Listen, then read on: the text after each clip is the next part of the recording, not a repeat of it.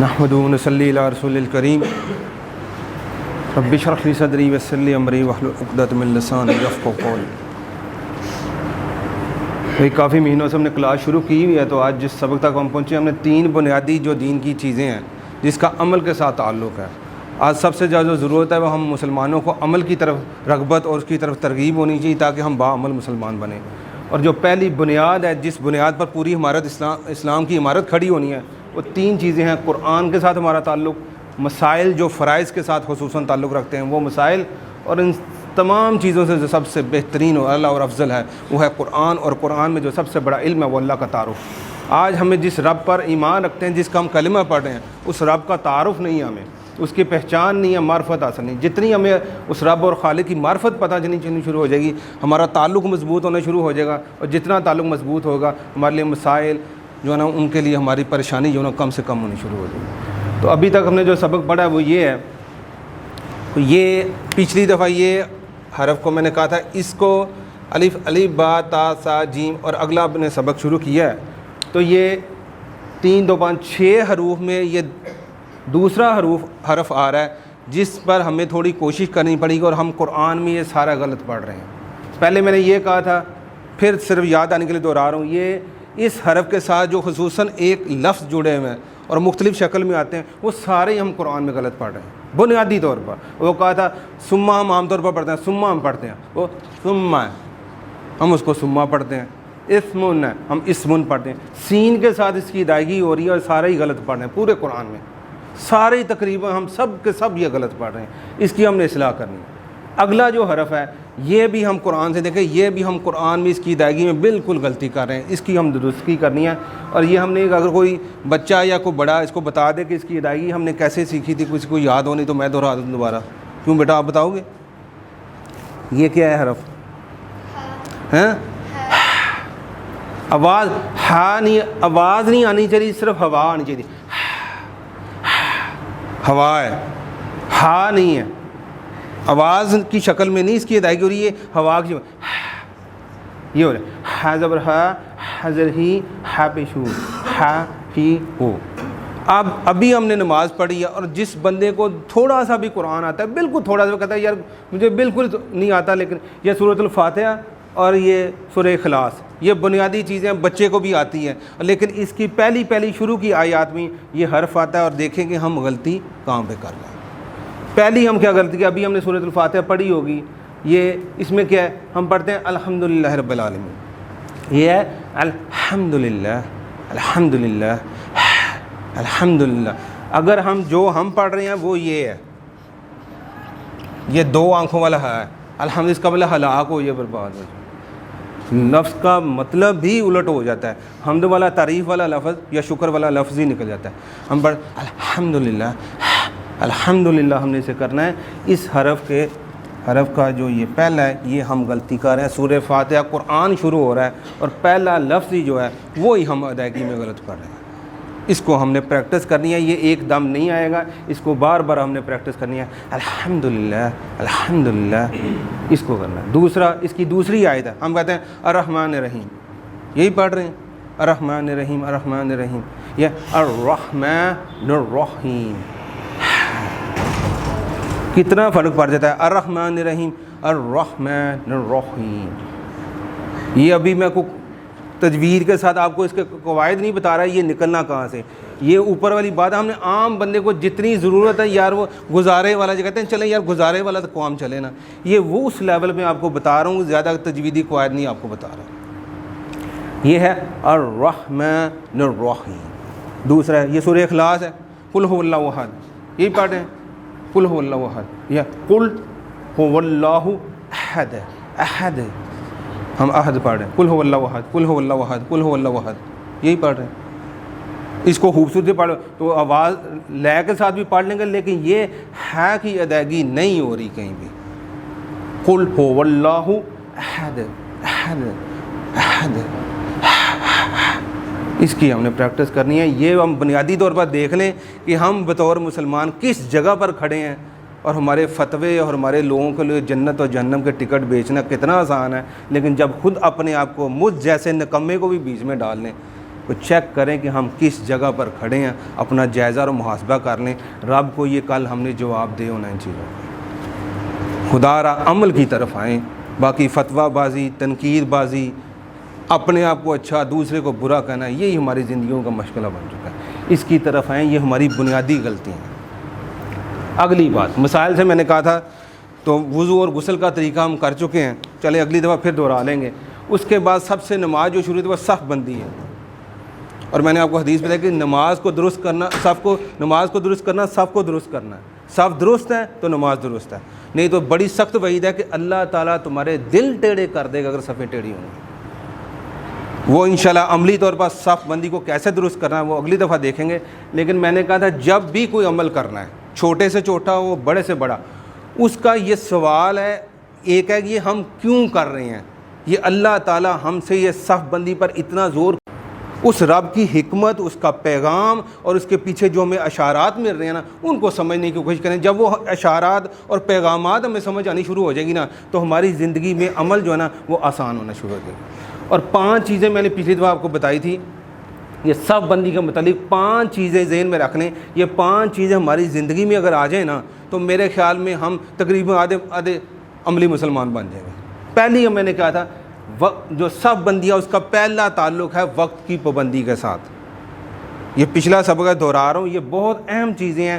ان کو اگر ہم ذہن نشین کر لیں، ان پر غور کرنا شروع کر دیں تو ہماری زندگی میں انقلاب آ جائے گا. بیٹھے بٹھائے کوئی گن اٹھانے کی بات کی نوبت آئے گی، اس سے پہلے انقلاب آ جائے گا. یہ کیا ہے، ابھی جب ٹائم ہوا اذان کا، اگر ٹائم ہوا 6:34-35 پر گھڑی بولی قد قامت الصلاۃ، 6:45 تھے، 44 تھے، 46 تھے، جو ہی گھڑی بولی کسی نے نہیں دیکھا، کھڑے ہو گئے. صف بندی کا پہلا تعلق وقت کی پابندی ہم نے اپنی زندگی میں کیسے کرنی ہے، یہ صف بندی ہمیں سکھا لیں گے. اور سب سے بڑا جو آبجیکشن یا اعتراض کفار ہم پر لگاتے ہیں وہ یہی کہ مسلمان وقت کا پابند نہیں ہے، جس کو ہم کہتے ہیں پنچول نہیں ہے.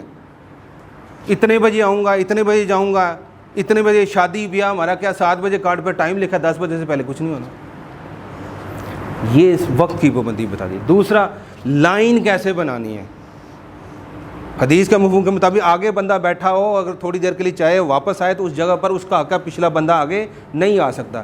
عملی زندگی میں ہمیں یہ کیا پیغام دیتا ہے کہ ہم نے چاہے بینک کی لائن لگی ہو، چاہے راشن کارڈ کی لائن لگی ہو، چاہے ایئرپورٹ پر لائن لگی ہو، چاہے ٹرین کی ٹکٹ کے لیے لائن لگی ہو، تو لائن میں جانا ہے، کسی کو کراس کر کے شارٹ کٹ نہیں مارنا. یہ صف بندی بتا رہی ہے. تیسری کیا چیز بتا رہی ہے، ہم نے ایک امت کیسے بننا ہے. ایک دوسرے سے اتنا جڑ کر ہم نے ایک سیسا پلائی ہوئی دیوار بن جانا کہ دشمن ہمارے درمیان سے نہ گزرے. ہم نے فرقہ واریت کی، اپنے اپنے بابوں کی، اپنے اپنے علماء کرام کو رب بنا کر ان کو کہنا ہے جو وہ کہہ رہے ہیں وہی ٹھیک کہہ رہے ہیں، باقی دوسرا فرقہ، دوسرا بابا، دوسرا عالم، دوسرا مفتی وہ سارے غلط ہیں. یہ سوچ بدلنے کی ضرورت ہے کہ ہم نے جہاں سے حق بات ملے، بنیاد ایک یا قرآن و حدیث. وہ تو پھر شیطان بھی آیت الکرسی بتا گیا تھا، اگر ہم نے اپنی اس بات پر کرتے تو پھر شیطان سے آیت الکرسی نہیں لی جا سکتی. تو نبی اکرم صلی اللہ علیہ وسلم تھا شیطان، بات صحیح کر گیا، اتنی بڑی بات کی ہے، تو ہم کیا عام مسلمان اس سے بھی بدتر ہو گئے. ہم نے معیار قرآن و حدیث رکھنا ہے، جہاں سے ملے کوئی حق کی بات، حکمت کی بات وہ لے لینی ہے، معیار قرآن و حدیث رکھنا ہے. اپنے عالم کو، نبی اکرم صلی اللہ علیہ وسلم کی حدیث کے مطابق اپنے علماء کو رب نہ بناؤ. ہم نے اپنے علماء مفتیان کرام کو رب بنا لیے، جو وہ کہہ رہے ہیں بس وہی ٹھیک ہے، باقی سارے غلط ہیں. اس سوچ کو بدلنے کی ضرورت ہے. تیسری چیز کہ امیر اور غریب کو اکٹھا کر دیا. اگر امیر ایک خوشبو لگا کر اچھے کپڑے پہن کر آ گیا ہے اور غریب مزدوری کر کے اور اس کے پاؤں پہ ایڑیاں پھٹی ہوئی ہیں اور اس کے پاؤں پر مٹی بھی لگی ہے وضو کرنے کے باوجود بھی، تو اس کو اس کے ساتھ کھڑا کر دیا تاکہ غریب کو یہ بتانا ہے کہ تو نیچا نہیں ہے، تو اس کے ساتھ کھڑا ہو سکتا ہے. معیار تقوی ہے. اور امیر کو یہ سمجھانا ہے کہ تیرا پیسہ، تیرا مال اور تیرے جو زون میں خنز، اگر تو یہ آپ کو سمجھتا ہے کہ تیرا مال اور جائیداد تجھے اونچا سمجھتی ہے، تجھے اوپر کو لے کے جاتے، تو نے نیچے آنا ہے. تو اور وہ دونوں برابر ہیں. اور آخری بات یہ ہے کہ اگر کوئی نمازی صف میں کوئی مس ہے کہ آج وہ نہیں آئے نمازی بھائی، آپ نے اس کے گھر جانا. اگر بیمار ہے تو بیمار پرسی کرنی ہے، اگر اس کو مشکل میں ہے اس کی مشکل آسان کرنی ہے. یہ 5 بنیادی جو ہے نا ہمیں میسج اور پیغامات مل رہے ہیں صف بندی کے ساتھ. اگر یہ چیزیں ہماری زندگی میں آ جائیں تو میرے خیال میں بہت ساری چیزیں ہماری درست ہو جائیں گی. آخری چیز جو اللہ کا تعارف جو سب سے بڑا علم ہے، اس کے بارے ہم نے شروع کیا تھا بات کہ اللہ کی پہچان کے 3 بنیادی چیزیں ہیں: توحید ربوبیت، الوہیت اور اسم و صفات۔ ربوبیت یہ ہے، اس میں کوئی بھی نہیں ہے۔ جو مشرکین مکہ بھی تھے نا، وہ بھی کہتے تھے خالق اور مالک اور مشکل کشا رب ہے۔ اس توحید ربوبیت میں اس میں کوئی ملاوٹ نہیں تھی، وہ اس کو مانتے تھے۔ یہاں پر آ کے یہ گفتگو پہلے ہو چکی ہے لیکن سمجھانے کے لیے دہرا رہا ہوں صرف، کہ عبادات میں یا کسی کو مشکل کشا جانا، مخلوقات میں کسی کو ایسی چیز کے اس کے منسوب کرنا جو رب کا حق تھا، اسی میں خرابی تھی۔ اس کے بارے میں ہم نے بات کر چکے ہیں۔ اور تیسرا ہم نے تھا کہ اللہ کا تعارف اس کے اسم و صفات، جو صفاتی نام ہے، اس کے ساتھ اللہ کی صفات اس کا تعارف لینا ہے تاکہ ہمیں پتہ چل جائے ہمارا خالق اور مالک کتنی شانوں والا ہے۔ تو آج ہم نے اس کا پہلا جو نام ہے کہ ہم نے اللہ، ہمارے رب اور خالق کا جو اپنا ذاتی نام ہے وہ اللہ ہے۔ پہلے یہ کہ ناموں کی تقسیم 2 ہے، ایک ذاتی ہے، ایک صفاتی ہے۔ ذاتی نام صرف ایک ہی ہے ہمارے خالق اور مالک کا، وہ ہے اللہ۔ باقی سارے صفاتی نام ہیں جو 1,199 نام ہیں، وہ اس کے علاوہ قرآن و حدیث میں اور بھی جو نام ملتے ہیں، یہ سارے میرے رب خالق اور مالک کے صفاتی نام ہیں۔ اس کے ساتھ ہم نے اپنے رب کا تعارف کرنا اور اپنا کمزور تعلق کو مضبوط کرنا ہے۔ تو آج ذاتی نام کے بارے میں چند چیزیں میں آپ کو بتا دوں کہ سب سے پہلے کہ اللہ کا ذاتی نام ایک ہی ہے، وہ ہمارے خالق اور مالک کا، وہ ہے اللہ۔ اگلی بات کیا؟ اللہ کے نام کی بناوٹ، کہ اس اللہ کی بناوٹ کیا ہے؟ بناوٹ یہ ہے الہ۔ ال کا مطلب ہوتا ہے، جو تھوڑا بہت اردو یا انگلش گرامر کو سمجھتے ہیں نا، انگریزی میں دی لگتا ہے، اور اردو میں جو نا ہم عربی میں ال لگاتے ہیں خاص کے لیے۔ الہ وہ ایک خاص الہ ہے۔ اب یہ 2 لاموں کو اکٹھا کریں تو یہ مشدد بن جاتا ہے۔ یہ اس کا مطلب ہوتا ہے کہ یہ حروف 2 تھے، ان کو ایک جگہ لکھا گیا۔ یہ 2 لامیں تھی جن کو ایک جگہ کر دیے گئے، اللہ، الہ۔ اور الہ وہی ہے ربوبیت، الوہیت اور اسم و صفات کا۔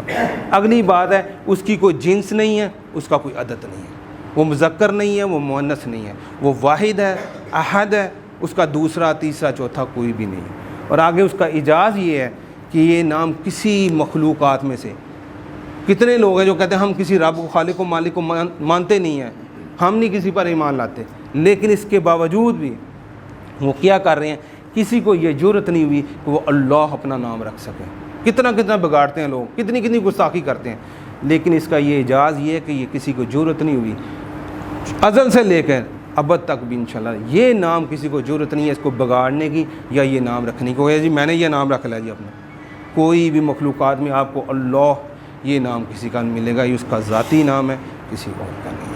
تو یہ چند باتیں میں نے آپ کو بتائی ہیں کہ اللہ اس کا ذاتی نام ہے، اللہ کے نام کی بناوٹ الہ ہے، جنس کوئی نہیں ہے، عدد کوئی نہیں ہے، اور اس کا اعجاز یہ ہے کہ مخلوقات میں یہ کسی کا نام نہیں ہے۔ اب انہی صفات انشاءاللہ اگلی دفعہ صفاتی نام سے الرحمن الرحیم اس کے ساتھ اللہ کی پہچان شروع کریں گے تاکہ ہمارا جو کمزور تعلق اپنے رب کے ساتھ اس کو مضبوط کرتے ہو۔ تو یہ تینوں بنیادی چیزیں کہ ہم نے اس حرف کی پہلے یہ سا یہ ہا، ان دونوں کی پریکٹس کرنی ہے تاکہ قرآن جو اوپر سے دیکھ کر وہ ہمارا درست ہو جائے۔ اور یہ سب بندی کی حکمت، یہ 5 چیزیں بتائی ہیں، اور بہت ساری باتیں ہو سکتی ہیں لیکن یہ چند چیزیں بتائی ہیں تاکہ اس کے ذریعے جو ہے نا وہ جو حکمت ہے وہ ہمیں سمجھ آ جائے۔